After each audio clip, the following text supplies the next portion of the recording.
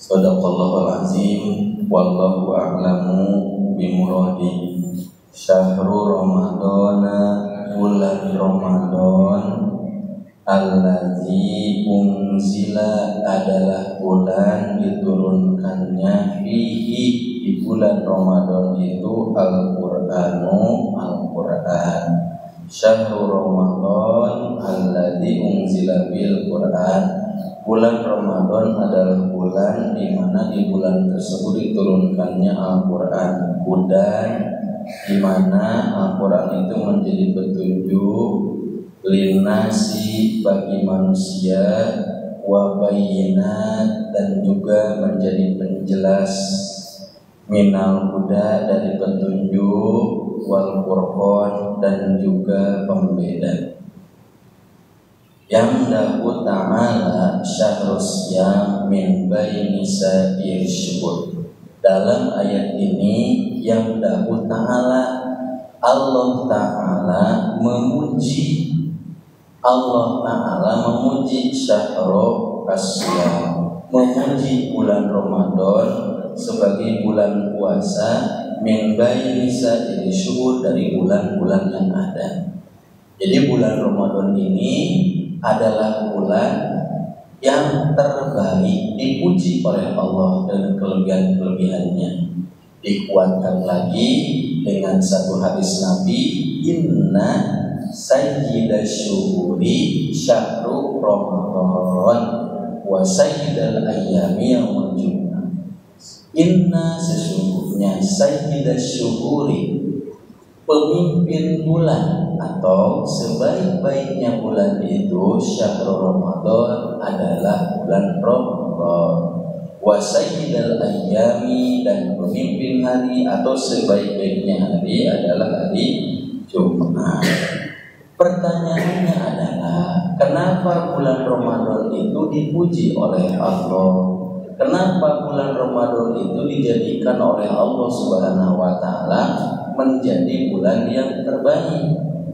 Kenapa sebab? Dijawab dalam ayat tersebut, syahrul Ramadan alladzi unzila bihil Qur'an. Karena di bulan Ramadan itu diturunkan Al-Qur'an. Makanya disebutkan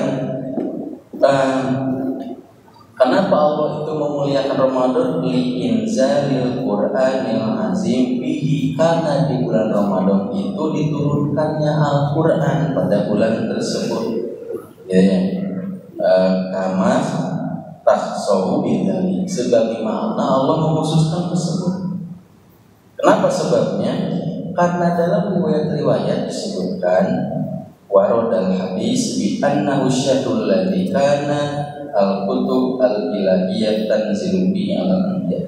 Karena ternyata kalau kita kaji dalam sejarah, dikuatkan dalam hadis-hadis Nabi bahwa bi annahu syahrul ladzi kana al-kutub al-ilahiyyah tanzilu bi al-anbiya. Karena di bulan Ramadan juga itu diturunkan kitab-kitab ilahi kepada para nabi sebelumnya. Jadi kitab-kitab sebelum Al-Quran, kitab Zabur yang mushaf semua itu kepada Nabi Daud itu di bulan Ramadan. Kemudian kitab Taurat mushafnya itu diturunkan kepada Nabi Musa pada bulan Ramadan. Kitab Injil mushaf-mushafnya itu diturunkan kepada Nabi Isa alaihissalam di bulan Ramadan. Al-Quran juga diturunkan pada bulan Ramadan. Qala Imam Ahmad bin Hanbal, berkata Imam Ahmad bin Hanbal,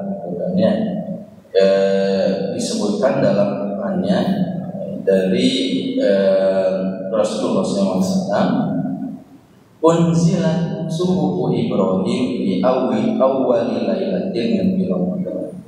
Suhuf Ibrahim, jadi suhuf lembaran-lembaran kitab Allah yang diturunkan kepada Nabi Ibrahim alaihissalam itu diturunkan di awwali lailatin min Ramadan, diturunkan di malam pertama Ramadan. Gitu. Wa unzilatit Taurat bi sitti muqimi min Ramadan.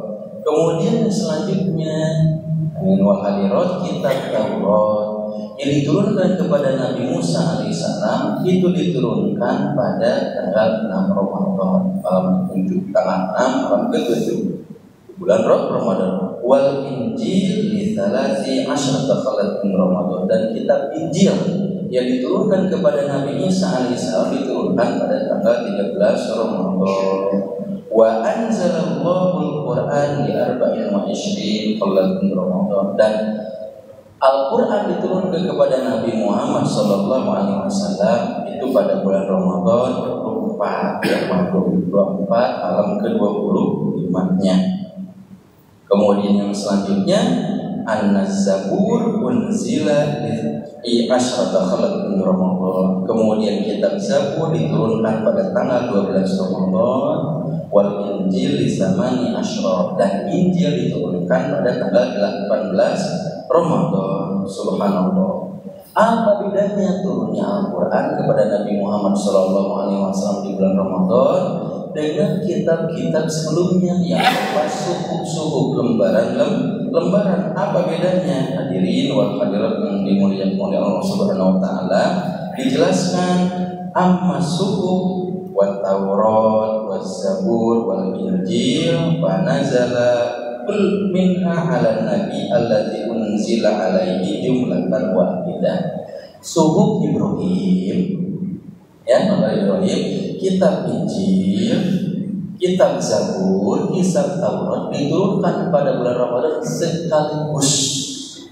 sekaligus langsung turun, udah sekali turun ya udah nggak turun lagi, langsung kepada Nabi dan Taurat langsung pada satu hari, langsung sekaligus. Kitab Zabur kepada Nabi Daud sekaligus, kitab Injil kepada Nabi Isa sekaligus, kemudian Suhuf Ibrahim sekaligus, gitu kan. Itu turunnya di bulan Ramadan, gitu kan ya. Wa amal Quran, adapun Al-Quran, fa innama nazala jumlatan wahidah ila baitil izzah minas samai dunya. Adapun Al-Quran itu diturunkannya itu dari Lauhul Mahfuz ke Baitul Izzah langit dunia pada satu malam. Jadi dari Lauhul Mahfuz ke langit dunia Baitul Izzah itu dalam satu malam. Satu malam itu ya.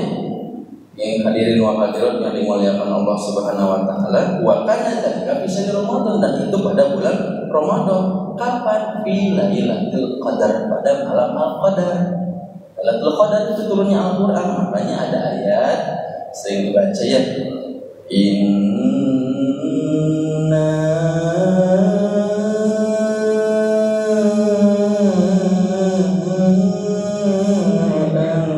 anzalnahu fi Lailatul Qadar. Inna, sesungguhnya, anzalnahu, kami telah menurunkan itu Al-Quran di Lailatul Qadar, pada malam Al-Qadar. Dalam ayat yang lain disebutkan inna anzalnahu fi lailatin mubarakah, sesungguhnya kami telah menurunkan itu Al-Quran pada malam yang berkah. Makanya pada pertanyaan, loh, Al-Quran diturunkan dalam satu malam Lailatul Qadar itu. Loh, bukannya Al-Quran diturunkan kepada Nabi Muhammad SAW 22 tahun, 2 bulan, 22 hari, kurang lebih 23 tahun kan gitu. Bedanya Al-Quran sama kitab-kitab sebelumnya. Kalau kitab sebelumnya diturunkan sekaligus, tapi kalau Al-Quran itu diturunkannya 2 fase. Yang sekaligus diturunkannya itu, hadirin wal hadirat, adalah dari Lauhul Mahfuz ke langit dunia. Baitul Izzah, kan? Itulah pada Ramadan, pada bulan Ramadan itu. Jadi Al-Quran turun bulan Ramadan, bukankah itu Al-Quran tuh di berbagai bulan itu turun? Jadi yang di bulan Ramadan itu maksudnya Al-Quran itu dari Lauhul Mahfuz ke dunia supaya tertanam otak bawah sadar kita. Nah, yang hadirin wal hadirat yang mulia. Nah, setelah Al-Quran itu diturunkan oleh Allah dari Lauhul Mahfuz ke langit dunia Baitul Izzah, summa nazala ba'dahu mufarraqan bihasbil waqa'i ala Rasulillah sallallahu alaihi wasallam. Setelah Al-Quran diturunkan dari Lauhul Mahfuz ke langit dunia Baitul Izzah, Summa ba'dahu masalah. Kemudian setelah itu Al-Quran itu diturunkan oleh Allah Subhanahu Wa Taala mufarraqan, terpisah-pisah, bertahap-tahap. Baru bertahap-tahap bihasbil waqa'i, sesuai dengan situasi dan kondisi kebutuhan. Jadi yang turun sekaligus itu itunya. Tapi kalau dari langit dunia ke Nabi Muhammad SAW itu diturunkan secara bertahap. Seperti itu kepada Rasulullah SAW. Tergantung situasi dan kebutuhan-kebutuhan, nggak secara sekaligus, gitu kan? Maka ada pertanyaan, kenapa Al-Quran itu diturunkan secara bertahap, enggak secara sekaligus kepada Nabi Muhammad SAW? Sebagaimana kitab-kitab sebelum diturunkan secara sekaligus kepada nabi-nabi sebelumnya. Jadi dalam ulumul Quran, di antaranya ditulis oleh Imam Muhammad Ali As-Sabuni, sudah wafat almarhum. Dia nulis kitab At-Tibyan Qurannya, di ulumul Quran, menyebutkan di antara yang itu pertama litasjilil hifzi, untuk memudahkan menghafal, ya, berdasarkan keadaan. Yang keduanya itu adalah sesuai dengan situasi dan kebutuhan. Ketika